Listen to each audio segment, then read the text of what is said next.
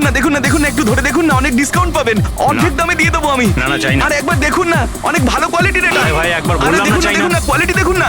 আরে শুনুন না ম্যাডাম, দেখুন না, আরে কোয়ালিটিটা দেখুন ম্যাডাম, কিনুন না, ভালো কোয়ালিটির এগুলো, খুব ভালো কোয়ালিটির ম্যাডাম। আরে কেন বিরক্ত করছো ভাই? একবার তো বললাম চাই না। ও ও, ও দাদা, এই ম্যাডামের মনে হয় কিছু একটা হয়েছে। আরে কিচ্ছু হয়নি ওর, আরে দেখুন না, ঘুমোচ্ছে। ওনার ঘাট থেকে রক্ত বেরোচ্ছে। কি? হ্যাঁ, দেখুন ওনার রক্তে ভেসে যাচ্ছে। সুচি? ওই যে, ওই দেখুন দেখুন, ওই যে সুচি?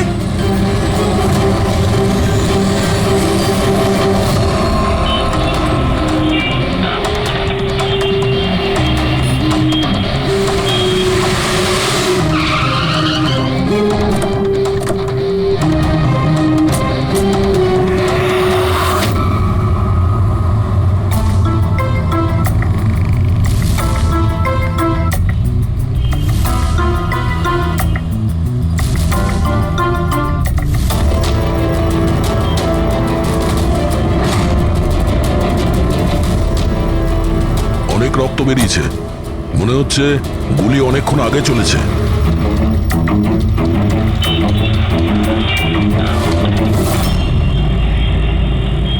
এসব কি করে হলো মিস্টার? আশুতোষ। আচ্ছা, আর এনার নাম কি? ইনি আমার স্ত্রী সুচি। মানে বলতে চাইছি আমার ex wife Suchi. Ex wife? এসব কি করে হলো? জানি না স্যার, আমি কিছু জানতেই পারিনি। কিচ্ছু জানো না? তোমার এক্স ওয়াইফ তোমার পাশের সিটে বসেছিল, গুলি চললো, তুমি কিচ্ছু জানো না? এটা কি করে সম্ভব? আমার হাজব্যান্ড কখনো মিথ্যে বলেন না। উনি যখন বলছেন উনি জানেন না, আই এম শিওর যে উনি কিছু জানেন না। আপনি আমি মিহিকা, ওনার প্রেজেন্ট ওয়াইফ। মিস্টার আশুতোষ, যখন সুচির গুলি লাগে আর পিছনের কাঁচটা ভেঙে যায় তখন নিশ্চয়ই শব্দ হয়েছিল, আর আপনি আমাদের বলছেন আপনি কিছুই জানেন না। আসলে গাড়ির মধ্যে খুব জোরে মিউজিক সিস্টেম বাজছিল আর সুচি ঘুমিয়েছিল। আমি কিচ্ছু বুঝতে পারিনি। ওই লোকটা কিছু জিনিস বিক্রি করতে এসেছিল। ও যখন আমাকে বললো তখন আমি বুঝতে পারলাম কি সুচি। গাড়িতে মিউজিক চলছিল আর সূচি ঘুমিয়ে পড়েছিল। অদ্ভুত, প্রায়শই লোকেদের ঘুম একটু আওয়াজেই ভেঙে যায়, আর এত লাউড মিউজিকে সূচি ঘুমোচ্ছিল। স্যার, আপনাদের কথা থেকে বোঝা যাচ্ছে যে আপনারা আমাকেই সন্দেহ করছেন। স্যার, আমি এটা কেন করব? সুচি আর আমার ডিভোর্স নিশ্চয়ই হয়েছিল, কিন্তু আমরা ভালো বন্ধু ছিলাম আর আমাদের যোগাযোগও ছিল। আপনি দীনেশকে জিজ্ঞাসা করে নিন। দীনেশ? স্যার, আমি সুচির ভাই। ও ঠিকই বলছে স্যার, ডিভোর্সের পরেও ওর আর সুচির মধ্যে খুব ভালো সম্পর্ক ছিল, কখনো কোনো ঝামেলা হয়নি। আচ্ছা, তো আপনারা কোথায় যাচ্ছিলেন বলুন তো? আমাদের মেয়ে রুহি বোর্ডিং স্কুল থেকে ফিরছিল। তাহলে এই সুচি কি গাড়িতে ওঠার পরেই ঘুমিয়ে পড়ে নাকি পরে? স্যার, ব্যাপারটা হলো আমাদের মধ্যে একটু আগে ঝগড়া হয়েছিল।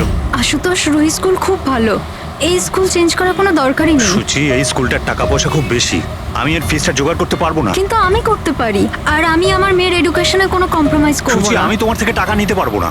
কেন? ও, তোমার মেয়ে লিগো চলে আসে তাই না, যে আমি তোমার থেকে বেশি ইনকাম করি? জানো আমাদের ডিভোর্সের কারণ এটাই, যে একটা মেয়ে একটা ছেলের থেকে বেশি ইনকাম করে। সাফল্যটা মনের ব্যাপার, এটা স্বামী স্ত্রীর প্রতিযোগিতা নয়। তোমার সাথে কোনো তর্ক করতে চাই না, না এই ব্যাপারে কোনো কথা বলতে চাই। রুহি এই স্কুলেই থাকবে। তারপর আমাদের মধ্যে আর কোনো কথা হয়নি। আমার মনে হয়েছিল ঘুমিয়ে পড়েছে।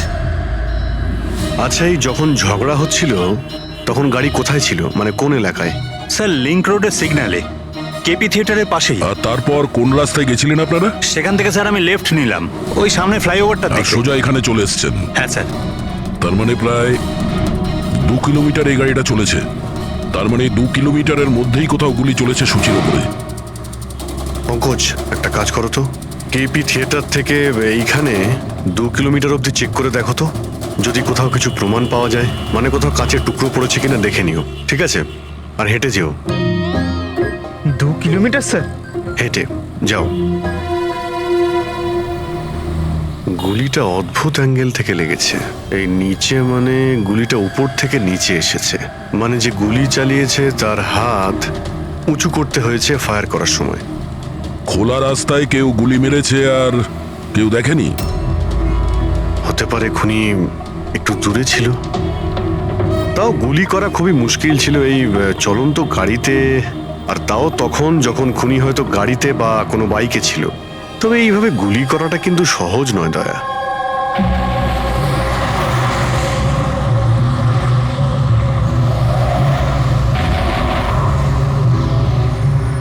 রাস্তায় কোথাও গাড়ি দাঁড় করিয়েছিলে তুমি? সিগন্যালে দাঁড়িয়েছিলাম একবার, ব্যাস, আর কোথাও নয়। যদি সিগন্যালেও কেউ গুলি চালায় কিংবা অন্য কোথা থেকেও যদি গুলি চালায়, তাহলে এম করার সময় তো টাইম লাগবে। তাহলে কেউ গুলি মারতে কাউকে দেখলো না কি করে?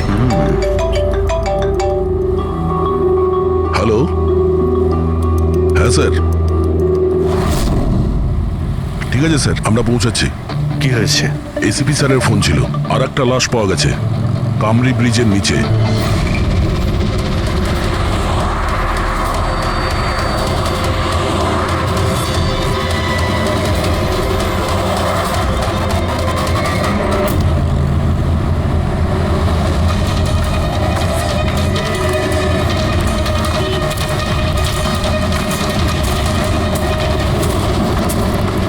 হ্যাঁ দয়া, স্যার, আপনি জানলেন কি করে এই লাশটার কথা? লোকাল পুলিশের কাছে আশেপাশের লোক কমপ্লেন জানিয়েছে। 2 ঘন্টা আগেই লাশ দেখেছে। মাথার পিছনে একটা চোট আছে আর পিঠের পিছনেও একটা গুলির চিহ্ন আছে। স্যার, একটা কথা মাথায় ঢুকছে না, কেউ একে এখানেই মেরেছে নাকি অন্য কোথাও মেরে এখানে নিয়ে এসেছে? দেখতে হবে ফেডরিক। স্যার, রাস্তায় একটা বাইক পাওয়া গেছে। আমার মনে হচ্ছে এই লোকটারই বাইক হবে।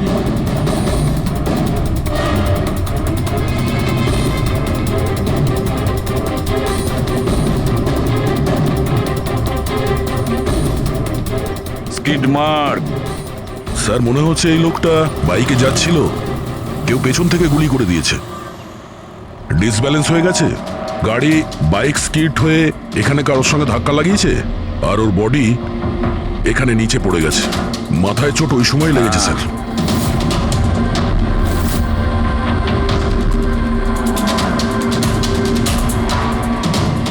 স্যার, কিছুতেই বুঝতে পারছি না এই লোকটা কে। এর কোনো রকম আইডেন্টিফিকেশন নেই। আমি মিসিং পার্সনস ব্যুরোতে জিজ্ঞেস করে দেখবো কি? ফেডরিক, এত তাড়াতাড়ি কেউ মিসিং পার্সনস ব্যুরোতে রিপোর্ট করে না। একটা কাজ করো, আরটিওতে গিয়ে এই বাইকের রেজিস্ট্রেশন চেক করো। ওখানেই সমস্ত ডিটেলস পাওয়া যাবে যে মালিক কে। ওই কেসটার ব্যাপারে কি হলো কিছু জানতে পারলে? না স্যার, খুব অদ্ভুত কেস। বুঝতে পারছি না গুলি কে চালিয়েছে আর কোথা থেকে। পুরো এলাকাটা খুঁজে দেখেছি স্যার, কিন্তু কিচ্ছু পাইনি। ট্রাফিক পুলিশরা কি বলছে? স্যার, ট্রাফিক পুলিশ, ওখানে দোকানদার যারা দাঁড়িয়ে ছিল তাদের সবাইকে জিজ্ঞেস করেছি, কেউ খুনির ব্যাপারে কিচ্ছু জানে না। তাহলে সূচির ওপর গুলি চললো কোথা থেকে? দেখতে হবে। স্যার, আমি বলেছি তো আপনাদের, আমি জানি না সূচির গুলি কখন লাগলো, কিভাবে লাগলো। আশুতোষ, দীনেশ, মিহিকা, সূচির খুব কাছের না তোমরা তিনজন, কি তাই তো? তাহলে এটা বলো, সূচির মৃত্যুতে তোমাদের তিনজনের মধ্যে কার লাভ হতে পারে? তার মানে স্যার? স্যার, আমরা ওকে কেন মারতে যাব? ও স্যার, ও আমার নিজের বোন ছিল স্যার, নিজের বোন। আমি নিজের বোনকে কেন মারতে যাব? কোটি টাকা পাওয়ার জন্য। আবার কি কোটি টাকা পাওয়ার জন্য? এতে আমার কি লাভ হতো স্যার? আমার আর সুচির তো আগেই ডিভোর্স হয়ে গেছে। হতে পারে ডিভোর্সই ওই কারণটা। ডিভোর্সের পরেও আমি আর সুচি অত্যন্ত ভালো বন্ধু ছিলাম, বন্ধুর মতোই মিশতাম আমরা। এটাও তো হতে পারে যে তোমার প্রথমা স্ত্রীর সঙ্গে যে সম্পর্ক ছিল সেটা হয়তো দ্বিতীয় স্ত্রীর পছন্দ ছিল না। স্যার, আপনি এসব কি বলছেন? ওদের মধ্যে ভালো সম্পর্ক ছিল, তাতে আমার কি? ওদের দুজনকে নিয়ে আমার কোনো প্রবলেম ছিল না, আমি ইনসিকিউর নই। যদি তোমাদের তিনজনের মধ্যে কেউ সূচিকে না মেরে থাকে, তাহলে সূচিকে কে মেরেছে? কে মেরেছে? আমি বলছি আপনাকে, সূচি একটা এনজিওতে কাজ করত। ও ওখানে একজন অ্যাকাউন্টেন্টের পর্দা ফাঁস করে দিয়েছিল, কারণ ওই মেয়েটা টাকা পয়সা নিয়ে গন্ডগোল করছিল। তোমার মনে হচ্ছে শেলির হাত হতে পারে এই সবের পেছনে? ইয়েস স্যার, ওকে অনেকবার হুমকিও দিয়েছিল।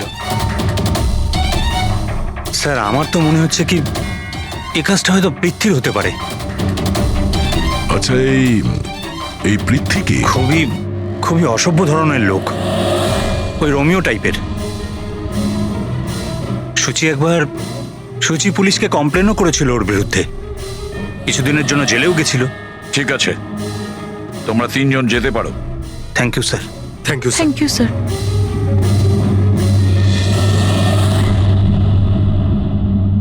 স্যার, তিনজনকেই বিশ্বাস হচ্ছে না।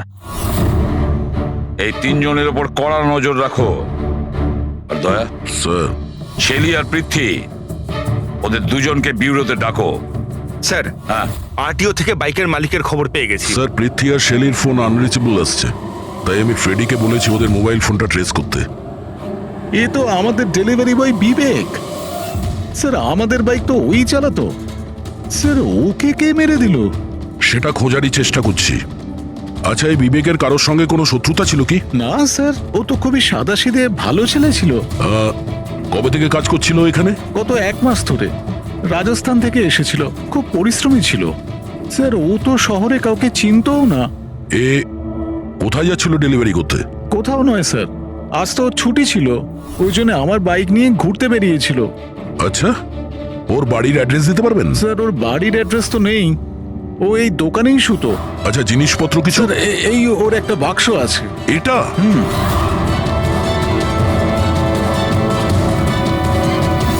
স্যার, এই লোকটার বক্স আর সবকিছু চেক করলাম, তাতেই সার্কাসের প্যাম্পলেট ছাড়া কিছুই পেলাম না। হয় ও সার্কাস খুবই পছন্দ করত, না হলে নিজের ফ্রি টাইমে প্যাম্পলেট বানিয়ে টাকা রোজগার করত। এটা এমন একটা মার্ডার যাতে কোনো সাসপেক্টই নেই।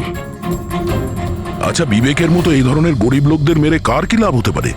সেটাই তো। আর ওদিকে সূচি, দ্বিতীয় মার্ডার, যারা সন্দেহের তালিকায় অগণিত। তাদের মধ্যে যে কেউ গাড়ির সামনে গিয়ে গুলি করে মারতে পারে সূচিকে। না বস, আই এম সরি বাট আমি তোমার সঙ্গে একমত হতে পারছি না। কোন কথা? সেটা এই যে কেউ একে পাশ থেকে গুলি করেছে। তার মানে? স্যার, তার মানে এটা। আরে এটা তো রাইফেলের গুলি। হ্যাঁ স্যার, আর এই গুলিটা সূচির গলায় এই এদিকে এখানটা আটকে ছিল। গুলি রাইফেল থেকে চললে তো অনেক দূর থেকে চালানো হয়েছে। হ্যাঁ একদম ঠিক, দূর থেকেও আর উঁচু থেকেও, এইসব আমি বলছি। এই দেখো বস, 50 ডিগ্রি অ্যাঙ্গেল থেকে সূচিকে গুলি করা হয়েছে। গুলি এখান থেকে এসেছে, কারের কাঁচের জানলা ভেঙেছে আর গিয়ে এর গলায় লেগেছে। এই গুলি যে অ্যাঙ্গেল থেকে চলেছে ডক্টর, কত দূর থেকে চলেছে এই গুলিটা? এই ধরো 70 ফিট দূর থেকে। তার মানে কোনো উঁচু বিল্ডিং থেকে চালানো হয়েছে। সে তৈরি হয়ে বসেছিল বিল্ডিং এর ওপরে গুলি চালানোর জন্য। একটা কাজ করো, ওই এরিয়ার ম্যাপটা বের করো। গুলি গাড়ির বাঁদিক থেকে এসেছিল, আর বাঁদিকে প্রায় অনেকগুলো এরকম বিল্ডিং আর হাই রাইজ টাওয়ার আছে স্যার। যে জায়গায় ওদের দুজনে ঝগড়া হয়েছিল সেখান থেকে সূচির লাশ যেখানে পাওয়া গেছে, তার মধ্যে প্রায় 15 থেকে 20টা টাওয়ার আছে।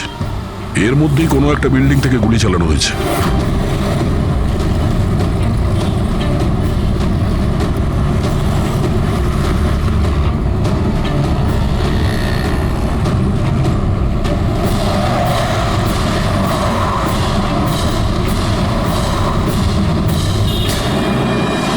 বাস ঠিক আছে।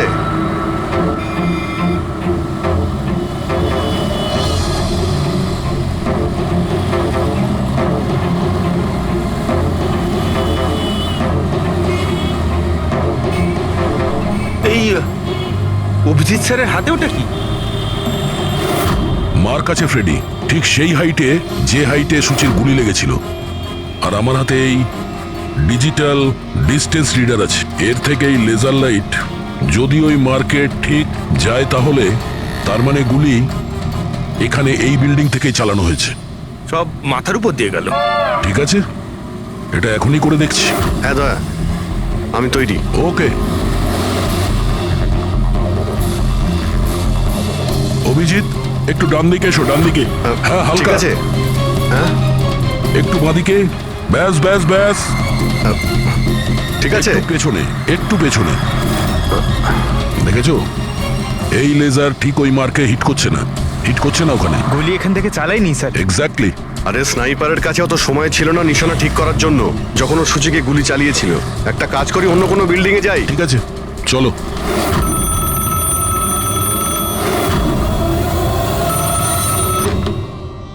হ্যালো।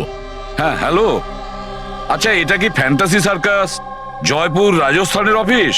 হ্যাঁ ঠিকই, বলুন। দেখুন, আমি মুম্বাই সিআইডি থেকে এসিপি পদ্মুমান বলছি। আপনার ওখানে কোনো বিবেক নামে কেউ কাজ করতো? হ্যাঁ হ্যাঁ, বিবেককে আমি চিনি তো। ও এই সার্কাসেই কাজ করতো। কেন, কি হয়েছে? কি কাজ করতো বলতে পারবেন আপনি? দেখুন স্যার, আপনার সঙ্গে সারাদিন ফোনে কথা বললে আমার শো ক্যান্সেল হয়ে যাবে। আমি আপনার কথা আমার মালিককে বলে দিচ্ছি, উনি আপনাকে ফোন করে নেবেন, ঠিক আছে? হ্যালো,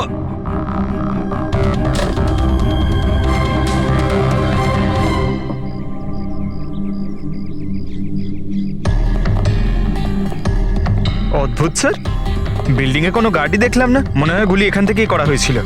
দেখছি। হ্যাঁ অভিজিৎ, রেডি আছো?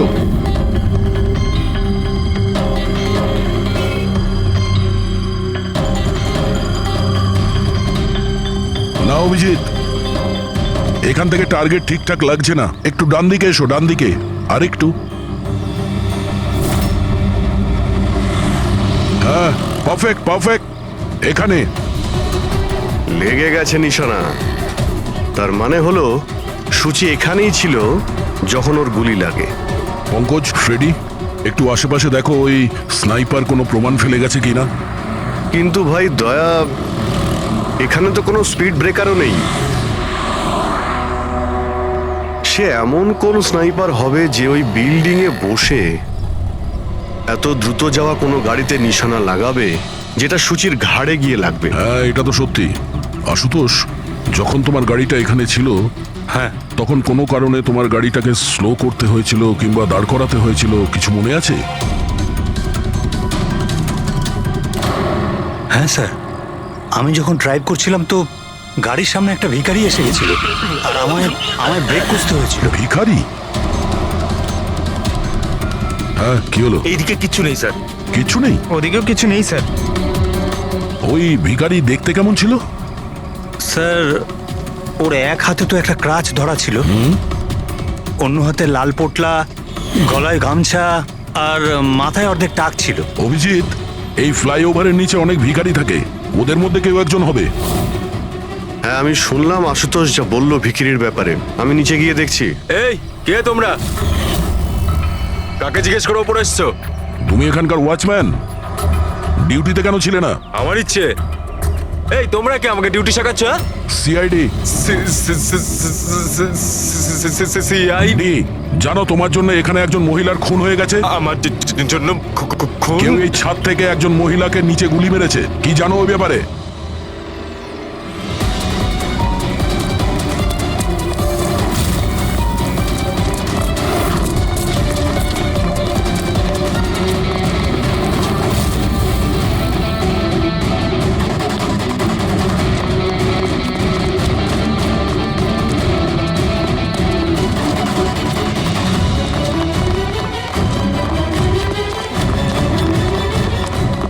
এই দাঁড়া বলছি।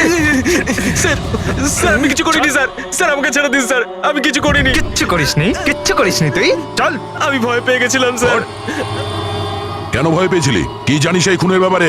স্যার আমি টাকা নিয়েছিলাম, কিন্তু এটা বলেনি যে ও কাউকে খুন করতে চলেছে স্যার। কে ছিল ওই লোকটা? আগে কোনোদিনও দেখিনি স্যার।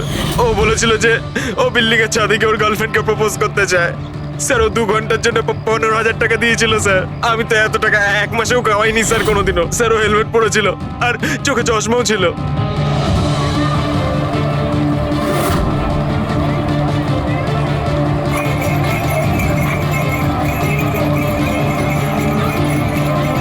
আরে ভাই শোনো।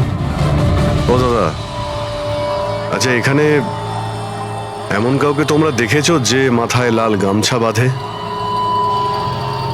লাল রঙের একটা বোঁচকা আছে আর লাঠির সাহায্যে হাঁটেও? আরে দাদা শোনো, এমন কাউকে দেখেছো যে মাথায় লাল রঙের গামছা বাঁধে, লাল রঙের একটা বোঁচকাও রাখে আর খুঁড়িয়ে খুঁড়িয়ে হাঁটে? দেখোনি?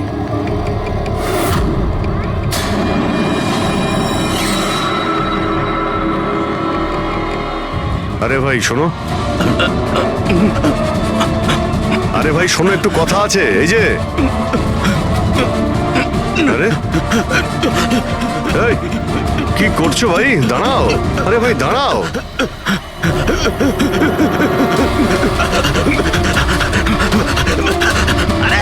আমি কিছু করিনি, আমার কাছে কোনো টাকা পয়সা নেই, আমি কোনো কিছু চুরি করিনি, আমি একজন ভিখারি। আরে ছেড়ে না আমাকে। ল্যাংড়া সাজার নাটক করছিস? তুই জানিস ল্যাংড়াদের কতটা কষ্ট হয়? আরে কতবার করে বলবো, আমার কাছে কিছু নেই, আমি রাস্তার ভিখারি, আমি সত্যি বলছি। এই, তুই সেদিন ইচ্ছে করে লাল গাড়ির সামনে পড়েছিলি না? কোন লাল গাড়ি? আমি কোনো লাল গাড়ির সাথে আসেনি তো। স্যার এটা কি গুন্ডামি হচ্ছে? আপনি ওকে ছেড়ে দিন, এটা কিন্তু ঠিক হচ্ছে না, আমি বলে দিচ্ছি কিন্তু। এই, সর। আমি সিআইডি থেকে। আরে কোথায় পালাচ্ছিস? ভদ্রভাবে বলে দে, না হলে আমি রেগে গেলে কিন্তু এর ফল খুবই খারাপ হবে। স্যার, আপনি যদি সত্যি সিআইডির লোক হন, আমি সব বলছি। একটা লোক আমাকে টাকা দিয়েছিল এসব করার জন্য, আর ও বলেছিল যে যখনই একটা লাল গাড়ি আসবে তার সামনে পড়ে যেতে, তাই আমি করেছিলাম স্যার। তুই কি করে জানলি যে লাল গাড়ি কখন আসবে? ওই ছাদে একটা লোক দাঁড়িয়ে আমাকে ইশারা করছিল, ওই রকমই। ও যে ইশারা করবে আমি তখনই লাল গাড়ির সামনে উল্টে পড়ে যাব। প্ল্যান ছিল স্যার। জানিস একটা মহিলার খুন হয়ে গেছে তোর এই প্ল্যানের জন্য? সাহেব আমাকে ক্ষমা করে দিন, দেখুন আমি রাস্তার একজন ভিখারি। ঠিক আছে, তুই এটা বল ওই লোকটা দেখতে কেমন ছিল? ওই স্যার, ও হেলমেট পরেছিল, মোটরসাইকেলে এসেছিল, আমি তো ওর মুখটা দেখতেই পাইনি। আরে ভাই কিছু তো দেখেছিলি, কিছু তো শুনেছিলি। ওর একটা ফোন এসেছিল, ফোনে বলছিল যে তাড়াতাড়ি দেখা করতে এসো, আর উত্তরে বললো যে আমি ওখানে পৌঁছচ্ছি। কোথায় কোথায় পৌঁছতে বলছিল, তোর মনে আছে কিছু? হ্যাঁ, মনে পড়েছে, ভান্ডুপ মিল। ভান্ডুপ মিল, ভান্ডুপ মিল। আচ্ছা ঠিক আছে, ঠিক আছে, ফিরে এসো, আমি স্যারকে ইনফর্ম করছি। Okay sir. হ্যাঁ অভিজিৎ ভান্ডুপ মিল থেকে ফিরে আসছে। ও বলছে যে মিল একদম ফাঁকা পড়ে আছে, কোনো প্রমাণই ওর হাতে পড়েনি। খুনি তো ওখান থেকেই পালিয়ে গেছে। হতে পারে অভিজিৎ পৌঁছানোর আগেই ওখান থেকে ও পালিয়ে গেছে। পঙ্কজ। হ্যাঁ স্যার।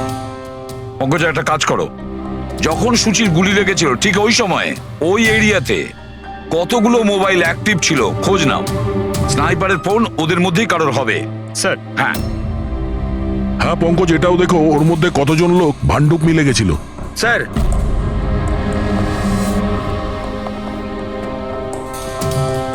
স্যার এ হলো শৈলী, এনজিওর অ্যাকাউন্টেন্ট। সুচি একটা এনজিওতে কাজ করত, ও ওখানে একজন অ্যাকাউন্টেন্টের পর্দা ফাঁস করে দিয়েছিল। আর এ হলো পৃথ্বী, যার বিরুদ্ধে সুচি রিপোর্ট লিখিয়েছিল। সুচি পুলিশে কমপ্লেনও করেছিল ওর বিরুদ্ধে, কিছুদিনের জন্য জেলেও গেছিল। আপনারা কি করে ভাবলেন যে সুচির মৃত্যুর জন্য আমি দায়ী? হ্যাঁ স্যার, আমিও তো এমন কিছুই করিনি, আমি তো কারোর মার্ডার করিনি স্যার। শেলি তোমার চাকরি চলে গেছিল সুচির জন্যে, আর তারপর থেকে তোমার এখনো পর্যন্ত কোনো চাকরি পাওইনি। ধার করে করে সংসারে খরচা চালাচ্ছ তুমি। হ্যাঁ, আর পৃথ্বী, এক সপ্তাহ তুমি জেলে ছিলে, নিজের এরিয়াতে তোমার খুব বদনাম হয়েছে, তাই তো? তো কি হয়েছে? যদি আমার কোনো বদনামের ভয় থাকতো তাহলে বাড়ি বদলে নিতাম, কারণ মার্ডার করতে যাবোই বা কেন আমি? আর স্যার এমনটা নয় যে আমি কোথাও চাকরি পাচ্ছি না, বলতে পারেন আমি আমার মতো কোথাও চাকরি পাচ্ছি না, এই জন্য আমি কোথাও জয়েন করছি না। আপনাদের আশুতোষ আর তার নতুন স্ত্রী, তাকে এসব প্রশ্ন করা উচিত। ওদের জীবন সুখী নয়, কিন্তু সবাইকে দেখিয়ে বেড়ায়। আশুতোষ তো সুচির কাছে ফিরে যেতে চাইছে, হয়তো ও নতুন স্ত্রীকে নিয়ে খুশি নয়, তাই। আর স্যার সুচির না ওর ভাইয়ের সাথেও বনিবনা ছিল না, সব সময় না ফোনে ঝগড়া করতে থাকতো। আচ্ছা, আর কি ব্যাপার নিয়ে ঝগড়া হতো এদের দুই ভাই বোনের মধ্যে? আসলে স্যার দিনেশ আশুতোষকে হুমকি দিয়েছিল ও সুচির থেকে দূরে থাকার জন্য, হয়তো সুচির এটা পছন্দ হয়নি।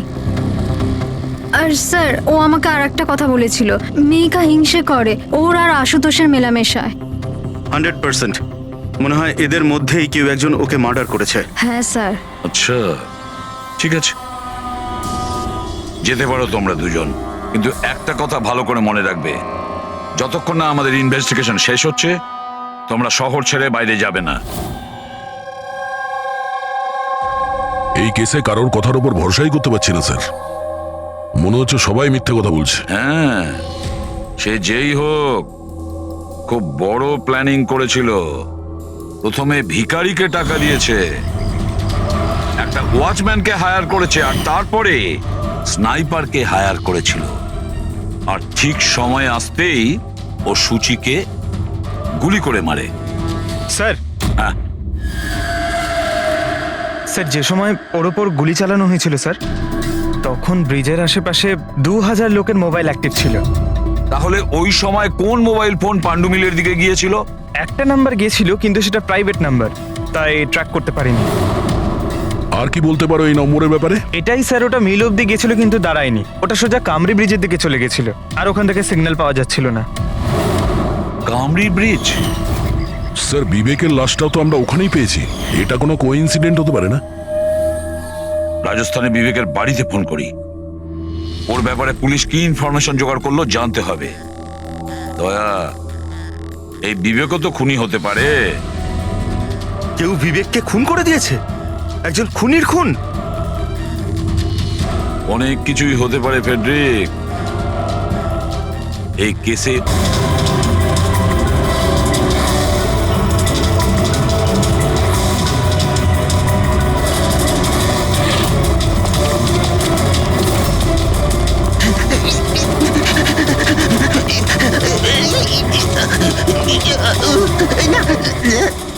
আরে তুই বারবার পালাস কেন? হ্যাঁ, বারবার আপনারা আমার পিছনে পড়ে আছেন কেন? পিছনে তোর পড়ে সঙ্গে আছেন কথা কেন? আছে। আমি কিছু কথা বলতে চাই না। অনেক হয়ে গেছে স্যার, আপনারা আমাদের এইভাবে বিরক্ত করতে পারেন কেউ না। তোমাদের জ্বালাতন করছে না, আমরা নিজেদের কাজ করছি, যাও। কিছু শুনতে চাই না, যান এখান থেকে। আরে একজনের খুন হয়েছে, তোমরা কি বুঝতে পারছো না? তা কি হয়েছে? আমরা কি খুন করেছি নাকি?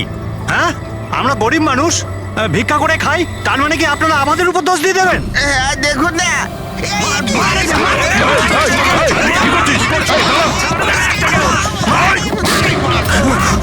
অভিজিৎ, তুমি ঠিক আছো?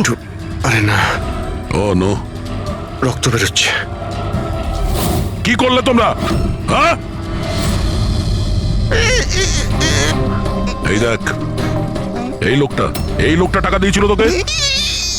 সেরো মারা গেছে। হ্যাঁ, ও মারা গেছে। ভালো করে দেখ, এটা কি সেই লোকটা যে তোকে গাড়ির সামনে পড়তে বলেছিল? একটু জুম জুম করুন।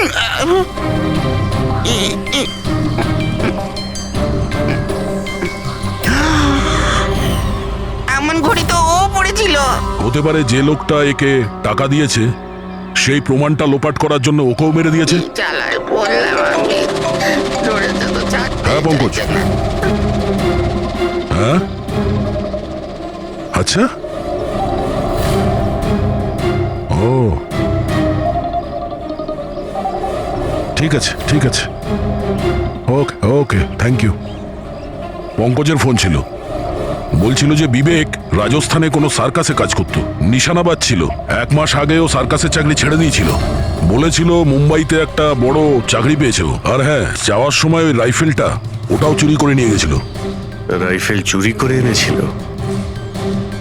হয়তো সুচির সুপারি নিয়ে এখানে এসেছিল, আর দোকানে এই জন্য কাজ করতো যাতে ওকে কেউ সন্দেহ না করে। হ্যাঁ, আর এই পুরো ষড়যন্ত্রের যে মাস্টার মাইন্ড, সে নিশ্চয়ই রাজস্থানে গেছিল বিবেককে সুপারি দেওয়ার জন্য। কে হতে পারে এই মাস্টার মাইন্ড, যাকে চোখের সামনে দেখেও ধরতে পারছি না?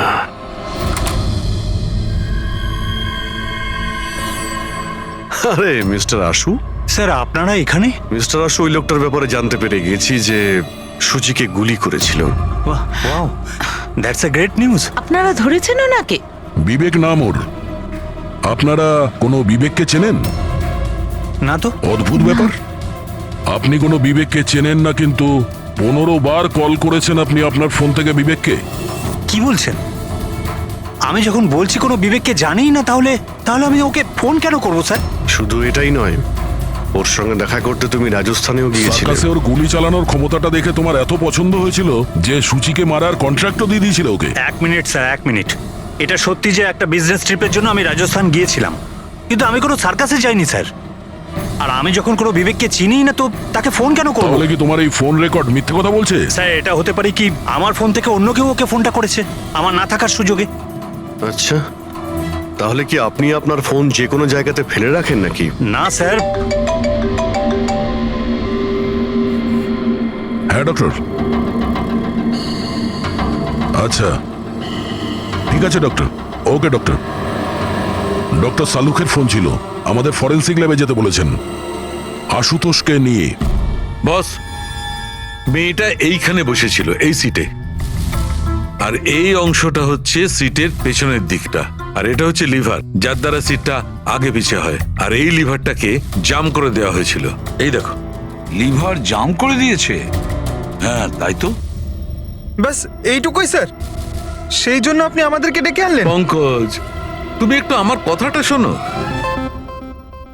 সূত্র এইটা নয় যে লিভারটা আটকে দেওয়া হয়েছে, সূত্রটা এই যে এটাকে জেনে বুঝে আটকে দেওয়া হয়েছে। কিন্তু স্যার, কেউ জেনে বুঝে সিটটাকে খারাপ করবে কেন? এটাও তো আমরাও ভাবছিলাম। আশুতোষ, তোমার এই গাড়ির সিট কবে থেকে এরকম হয়ে আছে? মানে কবে থেকে পেছনে আটকে আছে? স্যার পরশু রাত অবধি তো ঠিক ছিল, কিন্তু কাল সকালে যখন বেরোলাম তখন রিক্লাইন কাজ করছিল না। আমার হাতে ঠিক করার মতো অত সময় ছিল না বলে এমনি বেরিয়ে গেলাম।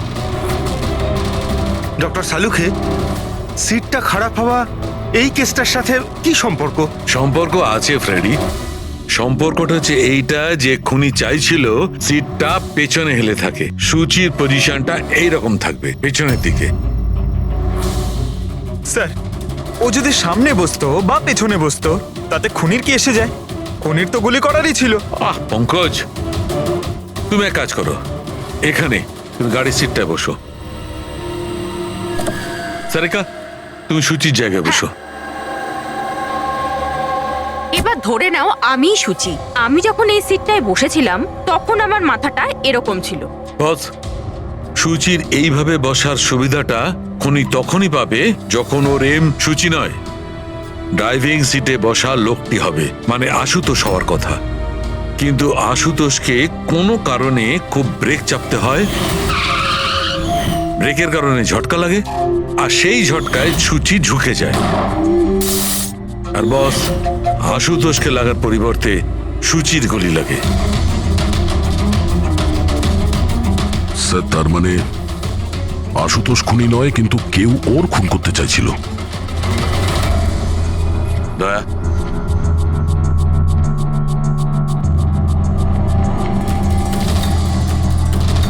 আশুতোষ। হ্যাঁ স্যার। তুমি একটা কথা বলো, তোমার কি কোনো শত্রু আছে? এমন কোনো শত্রু যে তোমাকে প্রাণে মেরে ফেলতে চায়? ভেবে চিনতে বলো, ভাবো। না স্যার, আমার কারোর সাথে কোনো শত্রুতা নেই। না আশুতোষ, কেউ তো নিশ্চয়ই হবে যে তোমাকে প্রাণে মেরে ফেলতে চায়, তোমার সিটের লিভারটা জাম করে দিয়েছে। না স্যার, এটা তো হতেই পারে না, কারণ এই গাড়িটার একটাই মাত্র চাবি, আর সেটা সবসময় আমার কাছেই থাকে। আমি তো কিছুই বুঝতে পারছি না আমি স্যার, যে এসব কি করে হলো। কোনো ব্যাপার নয় আশুতোষ, ও যেই হোক না কেন আমরা খোঁজার চেষ্টা করব যে কে তোমাকে মারার চেষ্টা করছে। ঠিক আছে, চলো যাই, চলে এসো। হ্যাঁ স্যার। স্যার, স্যার আমরা আশুতোষকে ছেড়ে দিলাম কেন? খুনি যদি আবার ওর উপর আক্রমণ করে তাহলে? দেখে যাও তুমি পঙ্কজ, এবার আমরা আশুতোষের প্রতিটা মুভমেন্ট ট্র্যাক করব, সব কথা আমরা শুনতে পাবো। স্যার, সেটা কিভাবে? দয়া যে ট্রান্সমিটার বাগ লাগিয়ে দিয়েছে।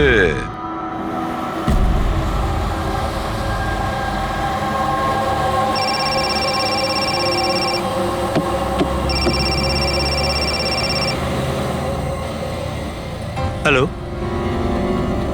হ্যাঁ বলো। আচ্ছা, ওকে চলে এসো বাড়িতে। ওখানে? কিন্তু ওই জায়গাটা তো বন্ধ না? ঠিক আছে, আসছি।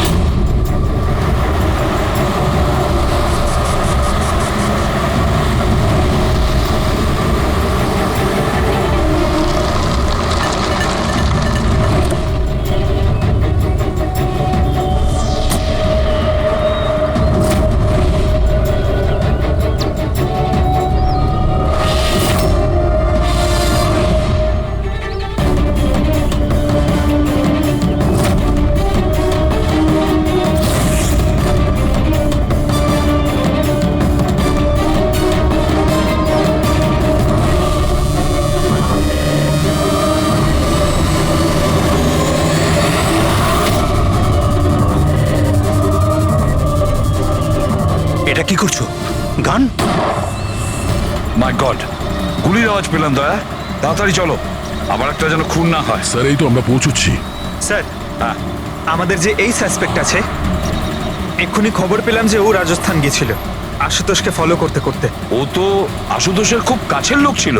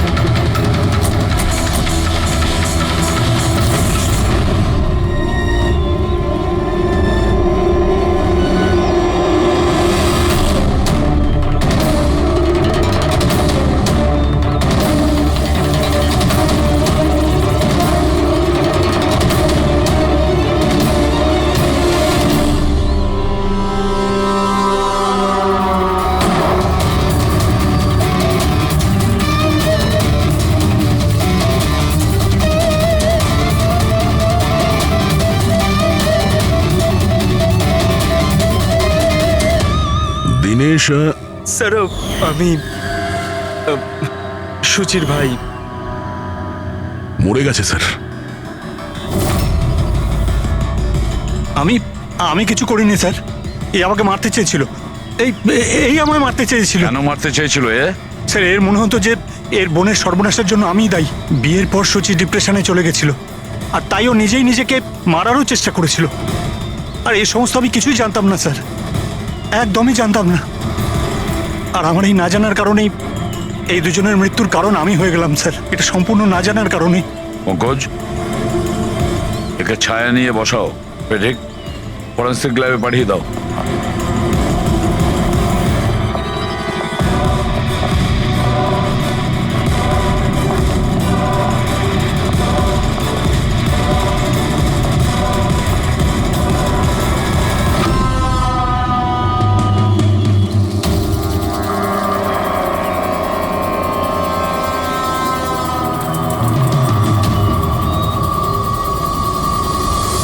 গল্পে একটা নতুন টুইস্ট।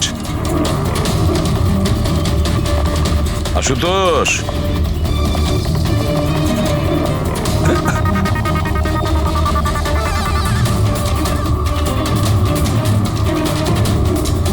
এটা কি চেনো?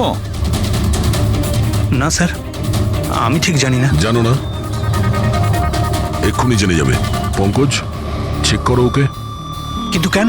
হাত উঁচু করুন, জানতে পেরে যাবেন আপনি। স্যার, আমি তো কিচ্ছু করিনি, আমি নিরপরাধ। আপনারা কেন আমার তল্লাশি নিচ্ছেন? আমার কথা বিশ্বাস করুন স্যার, আমার কাছে কিছু।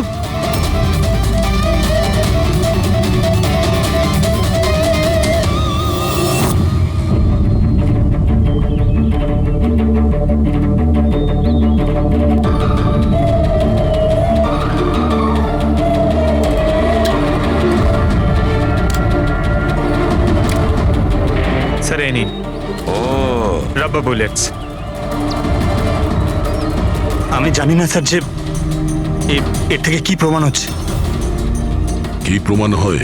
হ্যাঁ, তুমি এই বন্দুক দিয়ে দিনেশের খুন করেছো, আসল বুলেট দিয়ে। হ্যাঁ, তাহলে এই গানটা কি করে এলো তোমার কাছে? আর ওই নকল রাবার বুলেট, ওটা কি করে ফায়ার হলো আর কখন? স্যার, প্ল্যান আমিই করেছিলাম। A to Z পুরো প্ল্যান আমার। সুচির মৃত্যু, দিনেশের মৃত্যু, আর ওই প্ল্যানটাও এই জন্য যে আপনাদের মনে হয় যে সুচির মৃত্যুটা ভুল করে হয়েছে, কিন্তু আসল টার্গেট আমিই ছিলাম। আর আপনাদের সন্দেহ যাতে দিনেশের উপর যায়।